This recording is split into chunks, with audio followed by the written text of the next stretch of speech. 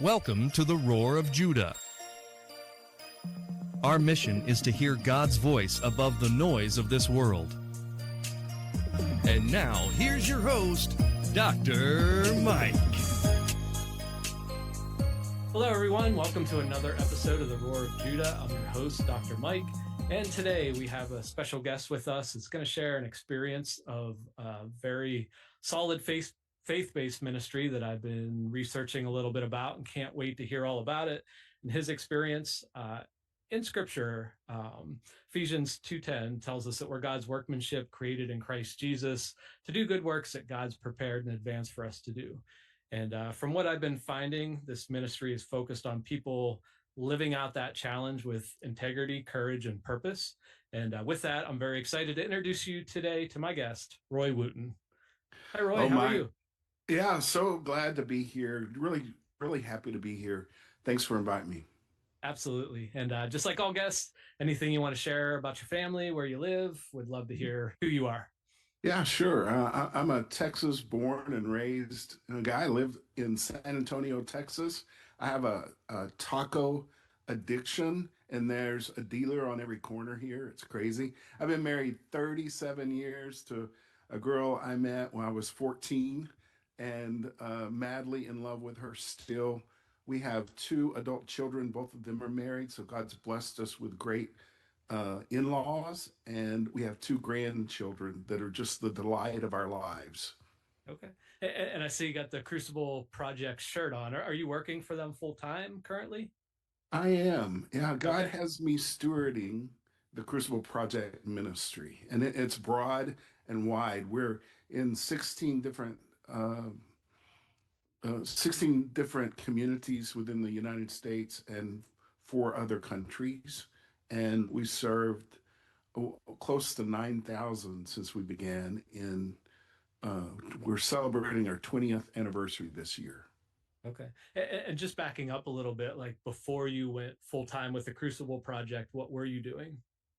Yeah, so I went to school to be a pastor, and somewhere along the way, someone said, just because you're called in the ministry doesn't mean you have to be the pastor. And that really did something for me. I continued my seminary work while I also sought a psychology and counseling degree, got my master's, did a couple of years at a psych hospital, get licensed. And I've spent the rest of my career really leading ministries that help people change. I was I was the executive director of a ministry that I got to start from the very beginning called Shield Bearer Counseling Centers in Houston, 7 locations, 36 counselors, primarily trauma recovery and relationships. And things were pretty good. And one of my relatives had learned about the Crucible Project, and he said, "You got to come see what they're doing that's so different to wake men up." And I was like, "What?" He said, "It's like Promise Keepers is a mile wide and an inch deep, but Crucible is a mile deep." And that really got me. So I signed up just to go see what they were doing that was different. But Friday night, when I got to the weekend in January 2009, God started dealing with me on some stuff that between my ears and between my head and heart that really was keeping me from fully living out my Christian walk in every part of my life. The public was easy to do. It was some of the private things that were so challenging. I had some unwanted patterns of behavior I needed to deal with. And on the weekend, it was just an incredible experience. Just from the time we pulled up to the gate, all through Friday night, every activity and experience, every exercise we did was meant to help me go look inside of myself and to sit with God around, that search my heart, oh God, to sit with God around those things that are keeping me from really being the Christian man, husband, father, and leader that he wants me to be. On Saturday, we got to have an experience that really helped me put that thing out in front of me. The idea is this: 3 in 5 American men can't name five friends. One in five can't name one friend. And we're culturated to not really connect fully with others as we're growing up. So we start hiding different parts of who we are. And primarily all of that is our emotions, but other things. What, what I had been driven by and that had me be so successful in my career actually had its beginnings back in my childhood. Uh, One of my earliest memories is me sitting in the back of a squad car, a police car, with my arm around my little brother. I was about 5. And my dad was on the porch. We lived in a trailer home park, trailer house. He was on the porch, and the lawman, sheriff, had his hat on with his, writing some things down. And my mom was screaming and yelling. She was tied up in a gurney and she was being put into the ambulance. And this was in the early 70s. And it was the end of a very bad and long week where a caring and nurturing and loving mother had her first psychiatric break. And in that psychosis place, she became dangerous. Our home was dangerous that week. I had spent the week really trying to soothe her and calm her, calm my dad, and protect my brother, taking a blow and to prevent him from getting some of those blows. And at the Crucible Project weekend, I learned that Satan had kind of whispered in my ear then the lie that you're not valuable enough to be loved. That was kind of mom went away back in those days to a psychiatric hospital for a few months. And when she returned, the story was, and it was very clear from her that we've got to tell no one this. So it was a family secret. And um, we've got to look normal. Normal became a very important word for me. Normal meant for me to achieve academically, athletically, anything that I was engaged with, even around church things. We had different competitions as children growing up in the church.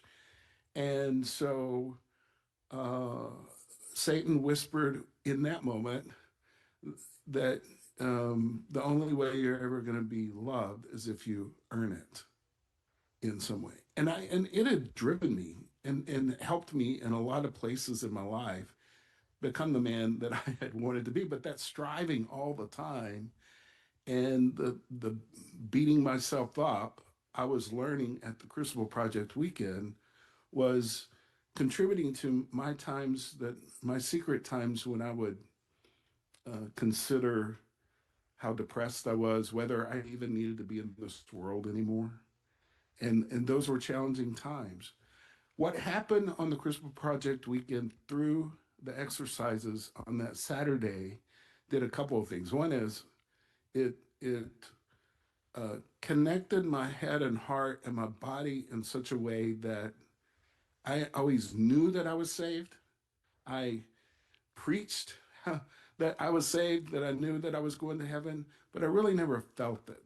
I never really felt God's grace in all of my being, and something let loose in the transformational experience that I had. And then, second, a couple of weeks after the retreat, my wife said something that surprised me. She said, "It feels like that I got the husband that I married back." And I was like, "Well, what do you mean?" She goes, "I don't know. You're just more open, and you're more connecting to me." And so whatever it did to connect my head and heart, uh, did something powerful in my ability to connect better with her and with the kids. I sat across from the founder of the Crucible Project on Sunday at lunch, and I told him, "This is the most effective men's ministry I've ever seen in my life. And I want every man I know to experience this sometime in their life." And he called me the next week, and I started volunteering. 5 years in, I started leading some of the retreats still while I was running the other ministry. And then in 2019, uh, we were going through a shift change in our leadership within Crucible, and I kept giving ideas about what we ought to do, and the board said, I think God's calling you to come. And it took me a while to get there, 3 months, but eventually, really listening to my wife more than anyone, I jumped in. So I've been stewarding it since. Good, good. And what would a typical retreat look like for some, like if somebody would want to join up with the Crucible Project and go through the same transformational experiences you had? Like, is it one retreat? Is it a series of retreats? Like what would be involved for a typical person wanting to get involved? Yeah, so the retreat, you register online, starts Friday at 7 p.m., ends Sunday at 3 p.m., wherever we are, in whatever time zone we're in. And then you have opportunities afterwards to either join a group. Some of those are peer-based groups, some are certified leaders groups, leading the groups. Uh, there, we do have 4 second level weekends, and we have a program that puts all that together with some coaching called a 2 year transformation program.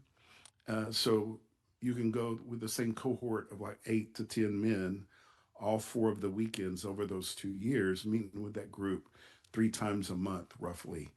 And it's an incredibly powerful and transformational weekend. That's what I did. But most men don't do that. They experience the weekend. Some want to come back and serve other men. And so they'll come and volunteer to help men who are coming behind them have the same kind of experience that they did. One of the things um, that I think we're really getting at is this idea that men really have been driven by two big lies. Number one, uh, I'm the only one struggling with this, and number two, um, I've got to fix it myself. And what happens in the safety of a Crucible weekend is that we find out that everybody's got something that they're working on, that nobody's perfect. The pastors who come and the guys who have what I would call messy lives out there with relationships or struggles with law or just integrity issues that get in the way of their performance at work. Everyone has something, and when we finally get brave enough to share, that also brings others to share. James said it so well in James 5:16 centuries ago. He said, confess your sins one to another for healing. The prayer of a righteous man availeth much. And I believe the evangelical church as a whole in America, for sure, has stopped practicing the practice of confession. And we tend to hide more than we tend to tell the truth about what's really going on with us. And if we can get just a few safe people where we can actually talk about what's really going on and what's really keeping us from being the man we want to be, um, it begins to bring healing in those broken parts. And if I can get on the psychology side of it, shame drives a cycle of repeated patterns of unwanted behavior that we engage in. And confession, putting light into that darkness, is not fully alone transformative, but it is healing, just the way James says. And whether it's, you know, sins that I'm involved in, things that aren't really sin, listed in the Bible as sin, but things that are getting in the way of me and my relationship with God or my relationship with others, or sins that have been done to me, the bad experiences that I've been carrying secretly all these years. And maybe I misread something on the website, but I thought it talked about opportunities for women as well, or is this just for men? That is true. Yes, we in 2019 we launched women's work, women's soul work. They also have the same structures of weekends. Their weekends are a little different. Women are leading our women's work, not men. And so I've never been on a women's weekend. I helped cook at one time, but that doesn't really count. but I've experienced the benefits of it. But all of my son, my son-in-law, a lot, most of my relatives, my daughter-in-law, my wife, have all been through the retreats, and have seen the benefits of it for them. Okay.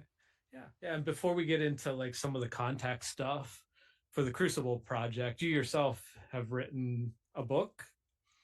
Yeah, so my fourth book, actually, it's called Okay. Unstuck: 7 Steps to Break Free and Live Courageously.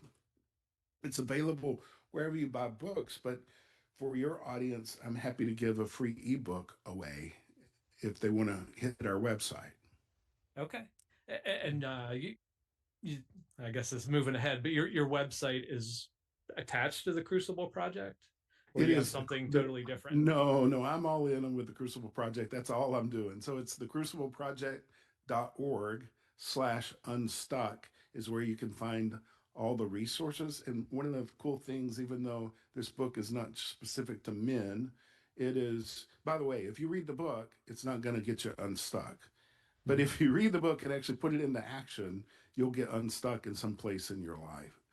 But we shot an 8 session video small group series that's available also at that same web page, Uh-huh. so they can click a button and get to it.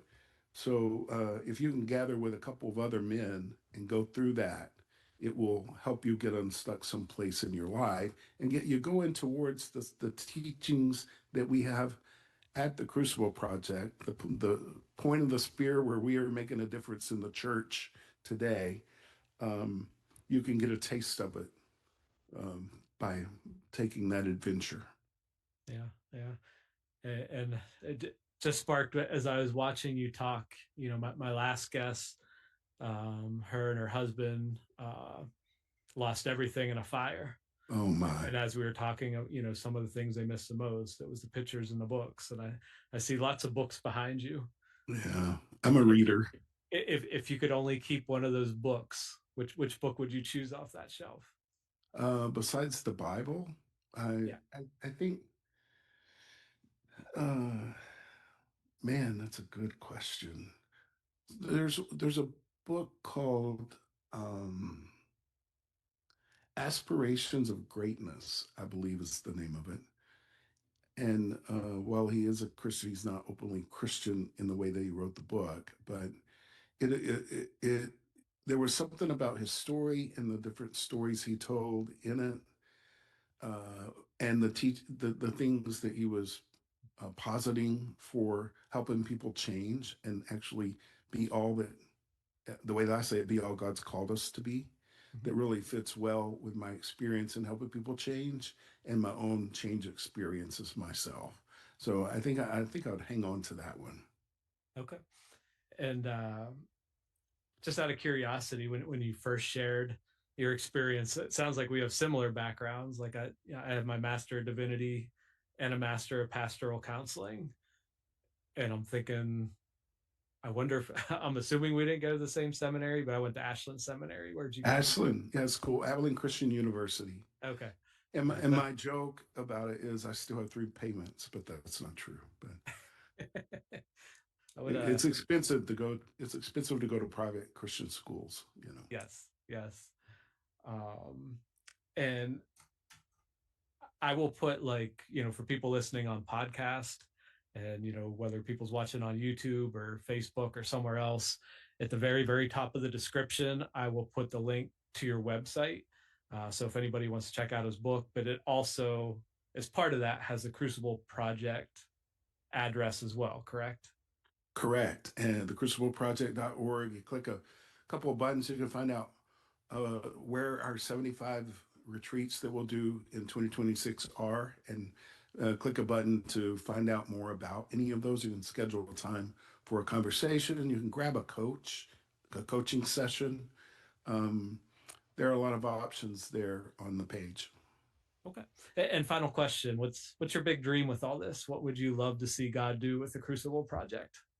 Yeah, so I believe that why I was called to lead and steward the Crucible Project was to help it become um, a known entity within the church at large, specifically with church leaders, because um, I believe the moral failures that are happening in the pulpits are because people aren't doing the kind of work that we lead people through at the Crucible Project. Pastors are letting those secret things end up driving them into moral blowups and catastrophes. So I want us to move from a ministry that for 17 years, the only way you found out about it is you ran across somebody who had gone through it, to a ministry that everyone knows is a good place to refer somebody that they love that might be in some kind of struggle or just knows that he or she isn't being all that God's called them to be. And thank you so much for coming on, Roy, and You sharing your bet. story. And thank you for your heart for ministry and your passion for seeing men, get those connections and, live their life with the integrity, courage, and purpose. And again, all the information is right at the top of the description. If you'd like to reach out to Roy, check out his book, check out his ministry. And like I said, hopefully somebody out there listening is going to follow that and have the same kind of impact and transformation that this ministry gave to you. Yeah, I pray so. And Mike, I want to give you a word of encouragement. Many people are called. If you actually take action on their calling, and here you are jumping out and doing this Roar of Judah. So bless you and all of your holy pursuits. Thank you so much. And great to meet you, Roy. And we'll connect again soon. Thanks so much for watching this episode of the Roar of Judah show with Dr. Mike. I hope you were inspired and encouraged to grow in your own faith. Please follow us online. We're on YouTube, Facebook, TikTok, Instagram, your favorite podcast platform, all under Roar of Judah show. Also, we'd love to hear from our viewers. Leave a comment. If you want to email us, we're roarofjudahshow@gmail.com. You can also visit us online. The website is www.roarofjudahshow.com. On there's a link to our online store. I'm a licensed professional counselor. I specialize in anxiety treatment. You can find my Freedom from Anxiety video program that's already helped thousands of people. Also, I have a 90-day Freedom from Anxiety devotional book. We also have all kinds of merchandise to help you share your faith, and I hope you'll check that out. We also believe that we all have a story that declares God's glory. If you'd like to be a guest on this show, we'd love to have you. On the website, towards the bottom, there's a little form that you can fill out, and we would love to hear your story. So may the Lord bless you. May the Lord keep you. May his face shine upon you as you let your light shine, so others would see your good deeds and worship your Father in heaven. This is Dr. Mike signing off. Until next time.